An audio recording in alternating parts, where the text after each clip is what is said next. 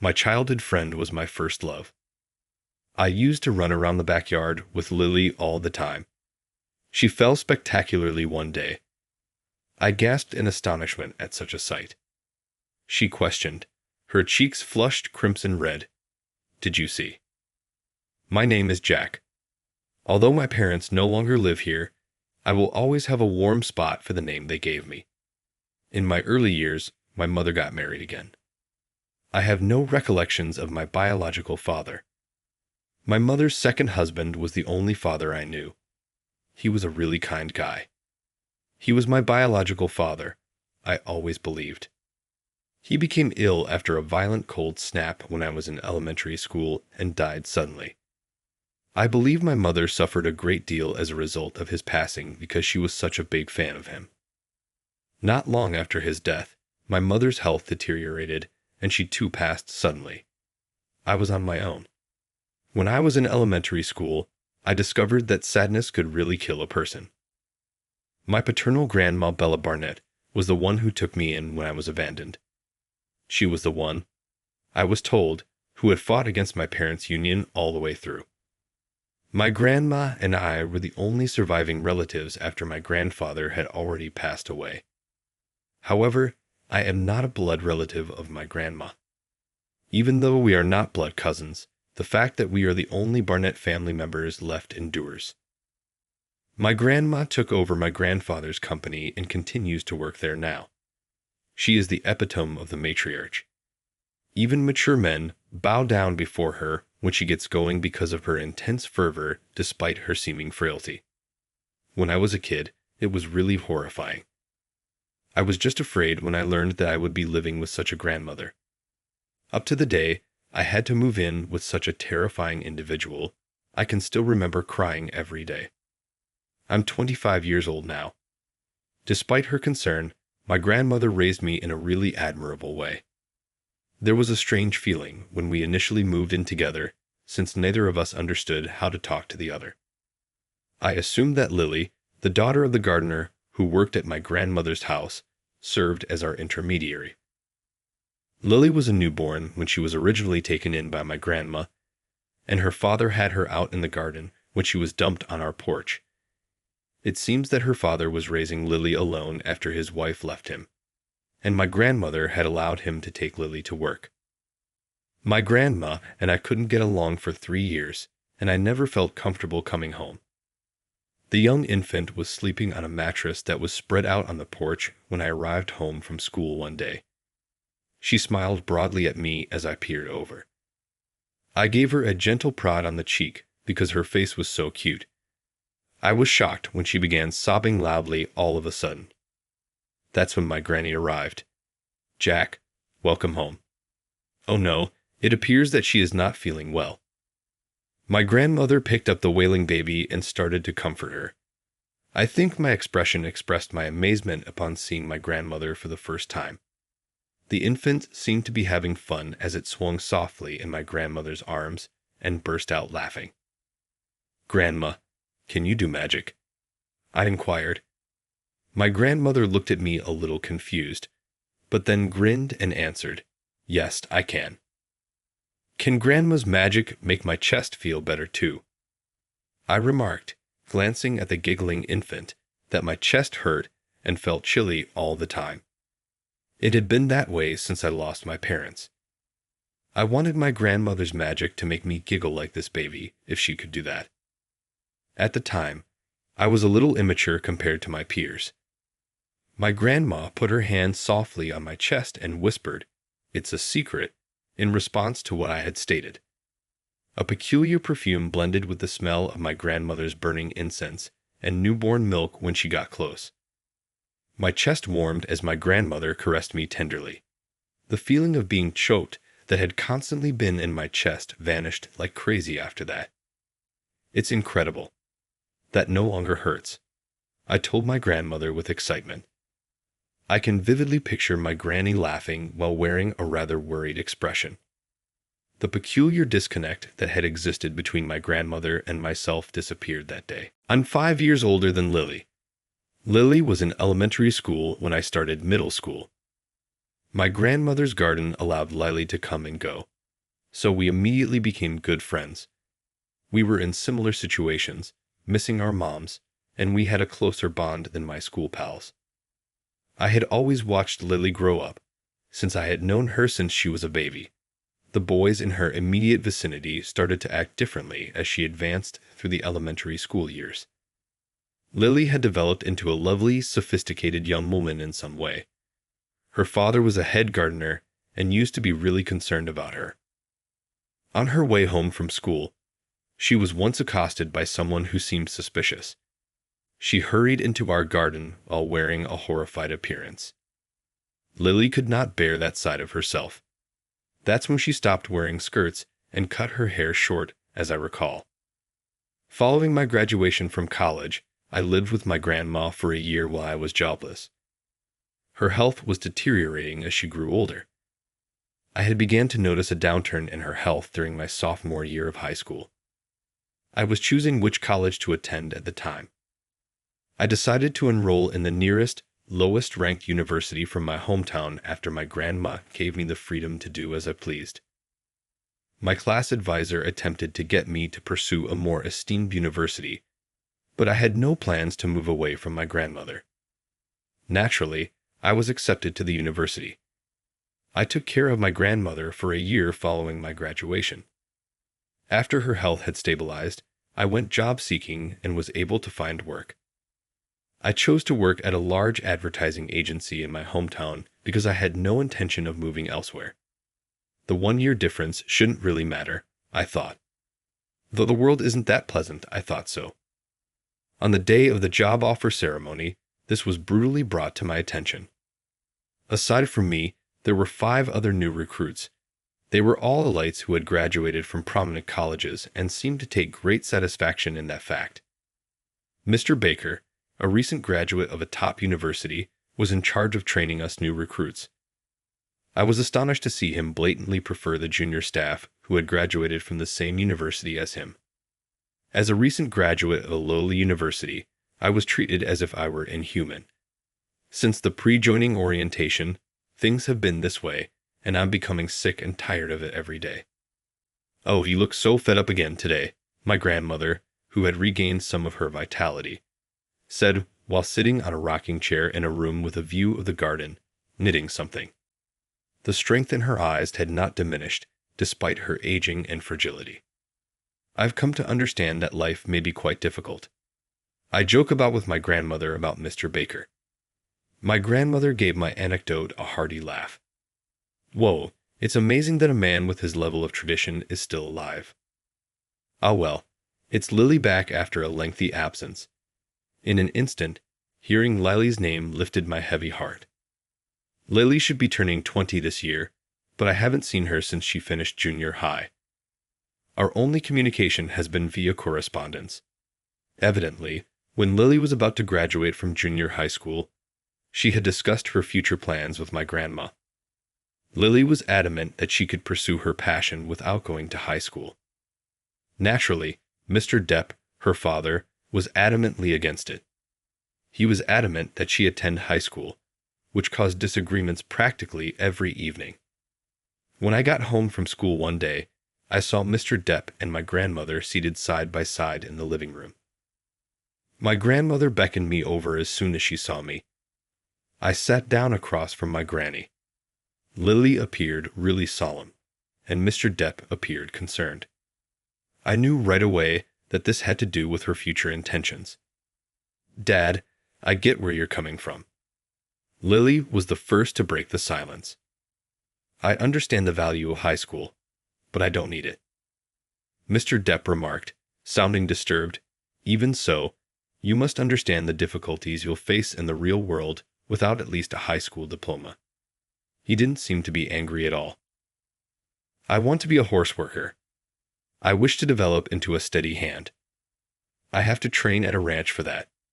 My dreams don't deserve me to go off course. Compared to the main leagues, local horse racing offers better career paths for civil servants. However, real-world experience is still required. Maybe I could have an advantage by starting early than others. Lily was sincerely attempting to persuade her father that enjoying high school life at the expense of pursuing her true passions would be a waste. This is the side of Lily that I've always appreciated. She is quite direct and doesn't hesitate at all. She has frequently supported me while I've been struggling. Lily has a point, Mr. Depp. High school life offers many benefits, but what if those benefits don't meet her needs? Isn't that something Lily has to decide? I stated. My remark appeared to have Mr. Depp gasping for air. I believe he was speechless. I concur with you. I believe Mr. Depp's only concern is Lily. Can you then leave Lily's future in my hands? I swear, I'll locate a suitable training facility. My grandma said to Mr. Depp, let's observe the youth's journey together. My grandmother has always had a strong voice, in my opinion. It's challenging to refute. Ultimately, Mr. Depp gave in, and shortly after Lily's middle school graduation, she departed for an Alaskan ranch. Since then, it has been a while since we last saw one another. Lily has just returned from Alaska. I was a little miffed that she didn't get back to me. She claimed that since you were preoccupied with your new job, she didn't want to bother you. Seeing her well in content would be preferable to us not meeting out of consideration. I really thought there was an orientation the following day before I started my new job. I felt disgusted since early in the morning while I was making my way to the firm. Mr. Depp had already begun trimming the garden's plants. I was somewhat relaxed by the aroma of the plants. The sound of the snipping reverberated in the refreshingly calm air. Since I still had some time, I spent it quietly observing Mr. Depp at work. He's becoming a little older and more dignified. It seems that he intends to hire a few trainees in the upcoming year. Being a craftsman himself, I believe Mr. Depp must have known Lily's emotions better than anyone. I finally started to notice stuff like these as I grew older. Master AEL, is today your company's entrance ceremony? Mr. Depp looked up from his job and saw me staring. I'm 25 years old, and he still calls me Master AEL. It's kind of consoling, but it also feels a little strange. In actuality, this is merely orientation. This is training in preparation for entering the organization. I scratched my head and muttered, there's a lot to learn, to which Mr. Depp laughed heartily. Well, this is only the start, is it not? Continue as you are. Encouraged by Mr. Depp's support, I was able to start. I waved him off, then made my way to the office. It was obvious that I was the outsider as soon as I got to work. It became a big deal that a guy like me, who went to a low-tier college and had been jobless for a while, was hired. Mr. Baker was talking loudly to the other newcomers about my history. It's as if he has no idea what personal privacy is, because he continued the talk despite knowing that I had entered the room. He looked me in the eyes and concluded, I must have some big connections. Being referred to as Mr. Bottom to University all day irritates me, though I try not to let it get to me. After graduating, what did you do? I take it that Mr. Bottom to University is unemployed. Did you belong to the NEET? Mr. Baker never stops making fun of me, and I'm sick of it. It's challenging to learn the crucial training material when you have to listen to him brag about how hard he worked to get into this organization and about his college adventures. Of course, the bullying didn't end there. I was the only one who didn't receive any paperwork or updates from the conference room on room changes. It resembled the kind of elementary school bullying. I was so amused by it that I thought about quitting midway. This might go on forever if this is what it's like to work here. Merely thinking about it depletes all my energy. I can only hope that I'm allocated to a department that is as far away from Mr. Baker as feasible. However, Mr. Baker is not the only issue. The culture of the entire organization is similar to Mr. Baker's. This is a place where it's normal to criticize someone based solely on their educational background, even though he may be an exceptional case. I sensed this general trend quite strongly.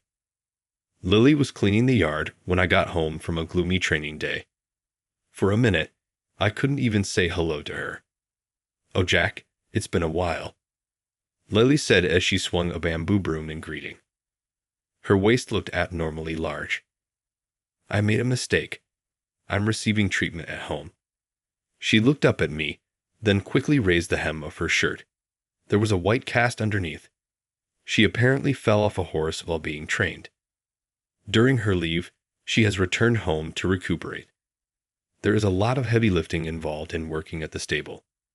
The owner of the property informed her that taking good care of her back is essential. I can't help but think about our early days spent playing in the garden as I watch Lily with a bamboo broom in her hands. And Lily was my first love. I remembered Lily falling dramatically in the yard one day. "Did you see me?" Lily timidly said after she had fallen. My first instinct was to say, yes. She wouldn't talk to me for a week after that day. That was difficult, I recall. She recognized immediately when I lost myself in the past and asked, "Are you reminded of something silly now?" Terrifying me, she raises the bamboo broom. No, not at all. With a broom in hand, Lily begins pursuing me. Fearful, I bolt without thinking. As we rushed about the yard, my grandma could be heard laughing loudly from the porch. "Doesn't running so much hurt you?" Breathless from not exercising enough. Lily continues to calmly chase after me. It hurts, of course. I'm relishing the suffering. It appears that she is going through pain in order to learn from her error. It struck me as a rather firm remark. It's the path I chose. This pain is nothing. After a while, Lily triumphantly climbed onto my back, and I was easily grabbed. My outfit was getting soiled, but it didn't matter to her. Lily gave me a congrats on my back. It was the day of the entrance ceremony, and I had finished my pre-employment training. I was still not sure that joining that company was the proper move. Even though I was still unsure, I dressed in my suit, fastened my necktie, and walked through the front entrance to the company. Whether I like it or not, if I continue to accumulate days like these, my current predicament may eventually be laughed at. Thinking that way seems like self-deception to me. Often, bad instincts are accurate. At the admission ceremony, there was an incident. It took place right before the ceremony began. Mr. Baker began to play about with me in front of the outside guests, as usual. Out loud, he referred to me as the bottom to university guy. It's unexpected that you were able to attend the opening ceremony. People at universities with FF rankings are incredibly resilient. Mr. Baker purposefully shouted loudly enough for the guests to hear that I attend a university on the lower end of the scale. I attempted to dismiss him with a fake smile. "How did you go about getting a job?" Isn't it preferable to express it honestly? Mr. Baker seemed to take pleasure in making fun of me in front of everyone. His constant criticism of me is really getting on my nerves. There was some agitation among the guests, perhaps in response to the term nepotism.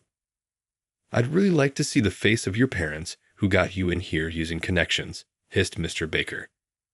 I heard Mr. Baker say it with triumph, but he got no response from me. "You want to see his parents?" I held him up, and a firm voice rang through the hallway. My grandmother was sitting in a wheelchair, wearing a suit with a guest ribbon pinned to her chest, when I swiftly turned to face the voice. I moved the wheelchair in closer proximity to Mr. Baker. The wheelchair was being pushed by Lily. When my grandma suddenly appeared, Mr. Baker was shocked. The CEOs rustled just as my grandmother stepped forward. I brought him up. "Do you find that offensive?" Anger entered my grandmother's eyes. Mr. Baker struggled to express her authority. He was blatantly mocking me only a moment earlier. He now resembled a frog under a snake's intense gaze. Now what to do after my grandmother said it? Glancing over to the executive seats, they were stunned by her presence. This company serves her company as a client. The company that my grandma owns is involved in the majority of the agreements. It appears that my grandma was asked to address the new hires with a congrats. The execs were obviously aware of me. They had even admitted to me in the interview that nepotism was the reason I wasn't hired. When Mr. Baker saw the executives becoming angry, it appeared that he had recognized his error. Isn't this company's standard of decency too low? Nobody ceased the demeaning behavior. This, in my opinion, disqualifies it from being AEL's workplace and a commercial partner. Chairman, what are your thoughts on that? Said Lily. After Lily's remarks, my grandmother gave a hesitant nod. She turned to face me then and said, "Let's go home." AEL. It felt strangely rejuvenated. I have no desire to work for this company. I've stirred things up. Please carry on with the ceremony. My grandson will accompany me. On the contracts, we'll get in touch with you, my grandmother remarked. The executives spoke up. Wait, please. My grandma didn't seem to notice the uproar when Mr. Baker was being yelled at to apologize. My grandmother calmly said, "Let's go home." I faced my grandmother once more when I got home. She admitted to me that she had been concerned that I would arrive at work each day with a sad expression. "Jack, don't you have something you really want to do? To be honest, I was taken aback when you selected that business." My grandma stammered when speaking. I think she sees right through everything. That is the company I choose for my granny. You're too considerate. Live more freely, she said, her understanding evident in her tone. My grandma would be pleased that I had selected my place of employment. Taking a deep breath, I resolved myself. I lowered myself so much that my forehead touched the ground. Please allow me to work as Mr. Depp's landscaping trainee. Mr. Depp has always struck me as having a craftsman's manner. Having lost my father when I was young, Mr. Depp was the adult role model I looked up to. I uttered the words that had been lodged in my chest. I want to live as an artisan. It was as if I were breathing new life into my own self. I said to myself, I'm sorry for holding it in all this time. I then formally started working as Mr. Depp's apprentice. Even though I was now an apprentice, it was a little awkward to be called Master AEL. However, the landscaping training was uncompromising and rigorous. Every day, I felt desperate to stay awake while being taught to master the craft, but each day was immensely satisfying. Lily returned to her property in Alaska following her recuperation. She informed me that she will be employed as a stable hand at a nearby racecourse beginning in the next year. I was in no position to fall short against Lily, who was consistently realizing her goals. I would occasionally hear her tease me, "Jack, you're just a late bloomer." Who would gain independence first? It had an air of rivalry. Despite the distance between us, I felt more connected to Lily than before. I developed to the point where I was referred to as Mr. Depp's right-hand man after a few years. I had made up my mind long ago to ask Lily to marry me as soon as I was independent. I told her that today. To be honest, I was expecting her to say yes immediately, but she said, "Wait." Lily had begun her career as an employee of the state. I painfully realized what her wait meant. I said right away, "I'll wait as long as it takes." A stupid relationship where one of us needs to put up with anything is not what I desire. We can wait for each other indefinitely if we show each other respect and concern. That is beyond dispute.